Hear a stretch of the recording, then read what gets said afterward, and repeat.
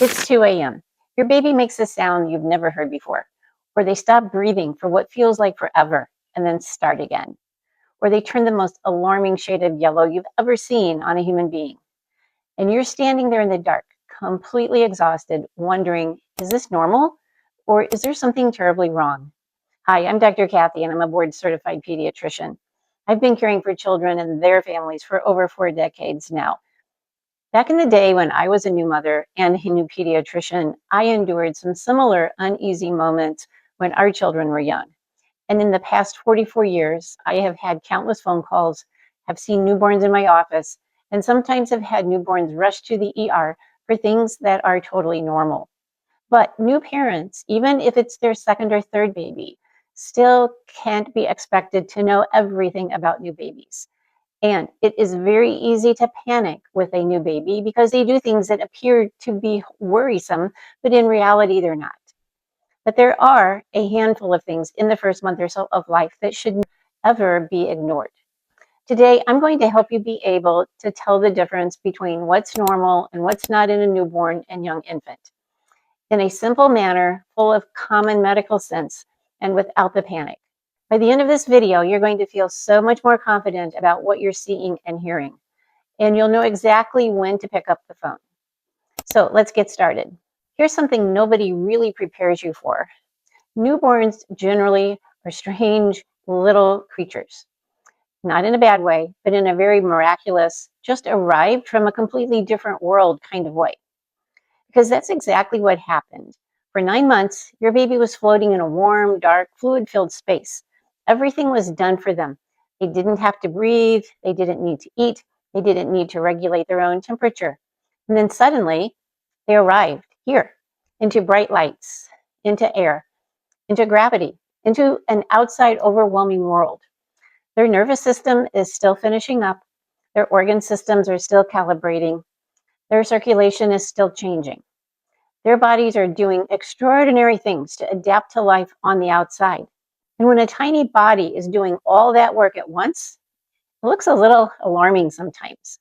What parents often don't realize is that many of the things that seem the most frightening are actually signs that the baby's body is working exactly the way it should. So I want to walk you through some of the most common normal things that scare parents. And I want you to understand why they happen so that the next time you see one at 2 a.m., you'll know what you're looking at. So let's start. Sneezing. New parents ask about this all the time. Their baby is sneezing 5, 6, 8 times a day, and they're convinced it's a cold or allergies or worse. Here's the truth. Newborns sneeze all the time. It's one of the main ways that they clear their tiny nasal passages, which are about the diameter of a matchstick. They sneeze out lint, they sneeze out milk, they sneeze because it's also a newborn reflex that naturally occurs. When to be concerned? If sneezing comes with thick yellow or green mucus, a fever, or in a baby who's not feeding well, then we pay attention. But sneezing on its own, it's completely normal. Hiccups. Babies hiccup frequently. Even in the womb, they were hiccuping, as you probably know. The diaphragm, that muscle that controls breathing, is learning to work. Hiccups can go on for 20, 15, 30 minutes at a time. Many babies hiccup after every single feeding. They're normal. Hiccups don't harm babies, and they don't need to be fixed. And they go away by about 4 months of age. Congestion sounds. This one genuinely terrifies parents. It can sound like the baby is struggling to breathe. This wet, rattly, raspy sound that comes with every breath. But here's the thing. Newborns are what we call obligate nasal breathers. They almost exclusively breathe through their nose in the early weeks. And those nasal passages are incredibly small, like we mentioned. Even a tiny bit of milk from spit up or mucus in there creates a sound that seems enormous. You may hear gurgles or rattles. It can sound like your baby is an elderly gentleman with a cold. Most of the time, though, it's just the nose. And if you try suctioning the nose with a bulb syringe, there is hardly anything there. But when to watch?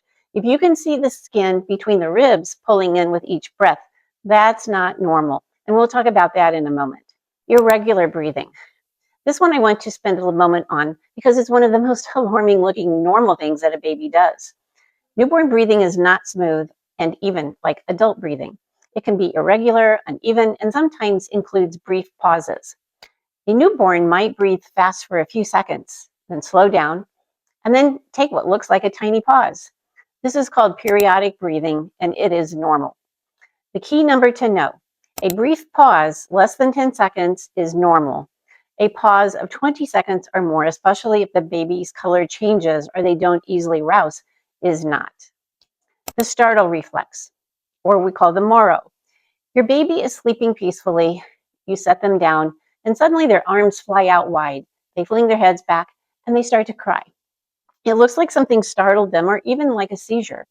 This is called the Moro reflex. It's completely hardwired. A sudden change in position, a sudden sound, even a dream can trigger it.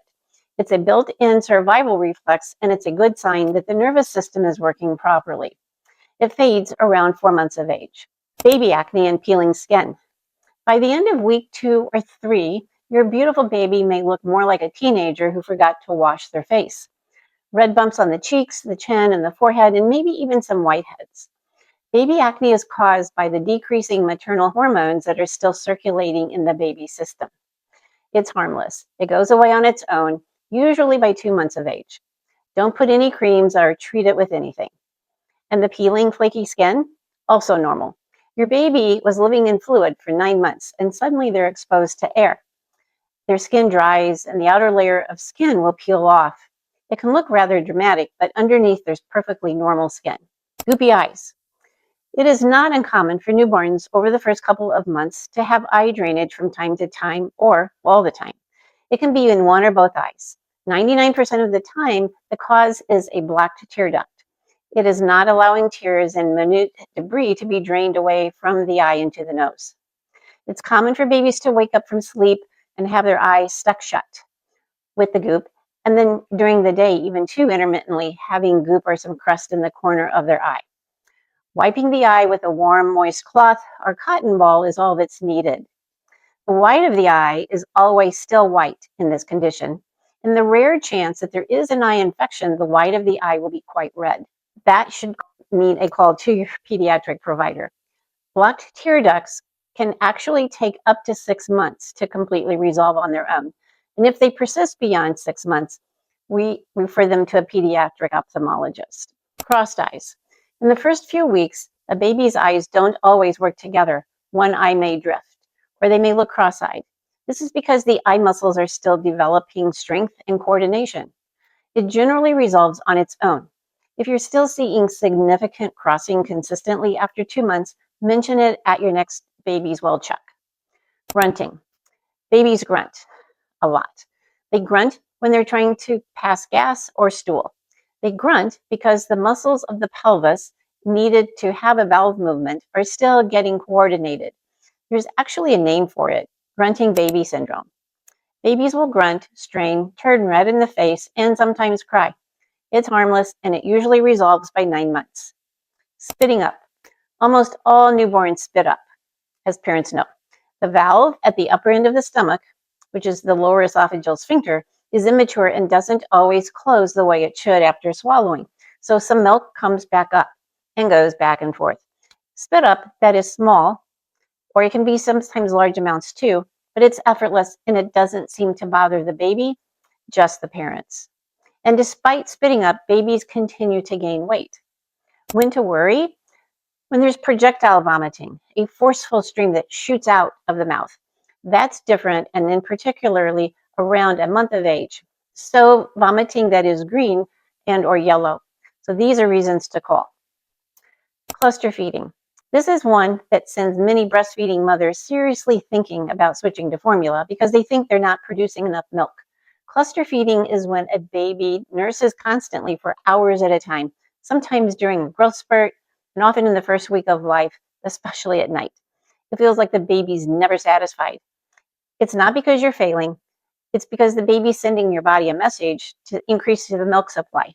It's a biologically brilliant idea, even when it's exhausting. Day and night confusion. For the first several weeks of life, many babies have their days and nights completely reversed. They're wide awake at 3 a.m. and sound asleep in the afternoon. This is because in the womb, the movements during the day that you made would rock the baby to sleep. Now they're adjusting to external cues, light, sound, rhythm, and gradually with light exposure during the day and calm and quiet at night, their circadian rhythm starts to calibrate. Newborn poop. This is worth its own segment. In the first days of life, baby poop known as meconium is black and tarry and thick, and it's normal. After a few days, stools transition to yellow and seedy if your baby is breastfeeding, or tan and semi-formed if you're formula feeding. You may see green poop or mucousy poop from time to time, and they're normal too. Call your pediatric provider if you ever see blood in your baby's stool. What matters most is if your baby's having enough wet diapers. That's the best sign that everything is working. Some other things in the diaper. Newborn baby girls can have a vaginal discharge for the first couple of months of life. It can be white or clear or a bloody mucus at times. It's caused by the mother's hormones and is completely normal. Just wipe it away. And then brick or rust-colored dusty spots in your baby's diaper is known as brick dust. It's caused by a urate crystal in the urine and is totally harmless. It's a sign of concentrated urine and usually occurs as the newborn is ramping up on feedings over the first few days of life. Mild jaundice. Many newborns develop slight yellowish tinge to their skin and the whites of their eyes during the first week of life. This is called newborn jaundice, caused by the normal breakdown of fetal red blood cells and the liver catching up on processing bilirubin. In most cases, it's mild, peaks around day 3 to 5, and resolves on its own with good feedings. A word of caution, even though sunlight contains the blue-green wavelength of light that breaks down bilirubin in the skin, we as pediatricians do not recommend putting your baby in the window for sunlight due to the possibility of your baby getting overheated or sunburned. If your baby is jaundiced, the pediatrician is routinely checking your baby's bilirubin levels and instituting phototherapy to prevent dangerous bilirubin levels. There are national guidelines when to start phototherapy. How many hours old your baby is and his bilirubin level are the determining factors. One final word on jaundice. There's also jaundice caused by breastfeeding that normally starts later in the first week of life and can last through the first 3 months of life, but normally it has cleared by 1 month. The level of bilirubin typically do not get elevated enough to require treatment, and breastfeeding's continued. Now, I want to talk about the things that genuinely do need urgent attention. And these are important. Please listen carefully because these symptoms, even if one of them requires your baby to be seen immediately. Fever in a newborn. This is something quite important and needs to be investigated quite quickly. Any baby younger than 2 months of age who has a rectal temperature of 100.4 Fahrenheit or 38.2 degrees centigrade should be seen immediately. Call your pediatric provider, and if they're not available, take your baby to the emergency room, preferably a pediatric emergency room. Do not give acetaminophen and see how things are in a few hours, and don't wait for your pediatrician's office to open in the morning. Fever in a young infant can be a sign of a very serious infection because newborns have very immature immune systems and they cannot fight illness the way that older children can. Difficulty breathing. We talked about the normal sounds that newborns make in terms of nasal congestion, but there are signs of real breathing difficulty that are different. These are what you need to look for, but note, look for these while your baby is not crying. 1, the nostrils flaring with each breath. 2, the skin pulling in between the ribs with each breath. We call these retractions. Breathing faster than 60 times a minute continuously. Grunting with each breath. And a baby who seems to be working very hard to get air in. These require immediate evaluation. Blue or gray lips or skin. Hands and feet can look slightly blue in the first few months of life from time to time. That can be normal due to being a little bit chilled or how the baby has been laying or being held. But the lips, the tongue, and the area around the mouth should always be pink. If your baby's lips or face look blue or gray, and your baby appears to be listless and having trouble breathing, call 911. Poor feeding or refusing to eat. After the first few days of life, a newborn or infant who has refused 2 feedings in a row, or is too sleepy to latch or suck, or is nursing for less than 5 minutes and falling asleep, needs to be evaluated. In the first weeks, feeding is everything. It's how the brain stays alert and the body as a whole is getting the fuel it needs. Extreme lethargy and unresponsiveness. There is a difference between a sleepy, healthy baby and a limp, unresponsive baby. A healthy newborn, even when very sleepy, will respond to touch, to stimulation, to being undressed. If your baby is unusually limp, won't respond to you, can't be roused, that's an emergency, and call 911. Signs of dehydration. Some signs of dehydration to be aware of are fewer wet diapers. In the first week of life, we want at least one wet diaper per day of life, so that by day 6 or 7, you're wanting at least 6 wet diapers a day. Urine that is very dark in color and lack of saliva in the mouth are also signs of some dehydration. The most common cause of dehydration in the first weeks of life is inadequate breast milk or formula intake. Forceful or persistent vomiting. Spitting up, as mentioned before, is very normal, and it can occur daily in many infants. But if your baby is forcefully vomiting, that is, hitting several feet away after every feeding, call your pediatric provider. This could mean something much more serious. Around 1 month of age, certain infants can develop pyloric stenosis, a condition where the stomach outlet becomes blocked by a thickened muscle. It's very treatable, but it needs to be diagnosed quickly. Another concern to call your pediatric provider is vomit that is green or yellow in color, seizure-like activity. This can look different in newborns than it does in older children. You might see rapid eye blinking or rapid eye movement, repetitive jerking of a limb or bicycling movement of the legs, repetitive sucking or lip smacking, a sudden stiffening of the whole body. If any of the above movements are seen, contact your pediatric provider immediately or go to the emergency room. What is not to be confused with seizure activity are the tremors that newborns can have for the first month or 2 of life that involve the hands, lower legs, and the chin. These are rapid, fine movements of the mentioned parts of the body that will stop if you grab hold. These are normal and part of the immature nervous system. A weak, high-pitched, or inconsolable cry. Newborns cry, that's your language for now. But a cry that is distinctly high-pitched, almost shrill, or a cry that sounds completely painful and different from your body's normal cry can be a neurological warning sign. So call your pediatric provider immediately. Similarly, a baby who has been crying inconsolably for more than 2 or 3 hours straight that nothing will console deserves a call to your pediatrician. Extreme jaundice. We said that mild jaundice is common, but jaundice that deepens, that spreads to the legs, that turns your baby's eyes deeply yellow, needs evaluation, even if your baby was just seen by his provider a day or 2 earlier. High bilirubin levels, if untreated, can affect the brain. Jaundice in the first 24 hours of life is never normal and always needs immediate evaluation. If your newborn has been born in a hospital, this will be immediately evaluated by the attending provider. However, if you had a home birth, it's imperative that you contact your baby's provider immediately.